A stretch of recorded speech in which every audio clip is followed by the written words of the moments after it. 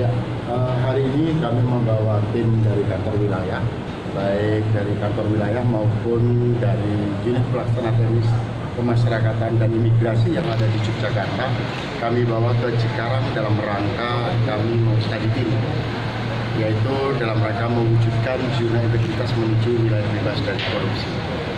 Dan tadi Bapak sudah berkeliling melihat keadaan dari lapas Cikarang yang begitu luar biasa dan juga banyak prestasi yang saya kira. Seperti apa penangkapannya? Ini adalah lapas yang sangat luar biasa bagi kami, dan ini layak kita contoh.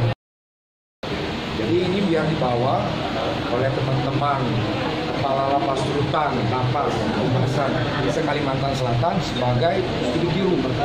Jadi nanti kami mempunyai rumah adop, apa yang bagus di sini akan kami laksanakan dengan Pak, dengan adanya pembangunan di Kalimantan Selatan di lapas Cikarang edukasi ini apa yang dilakukan ke depan?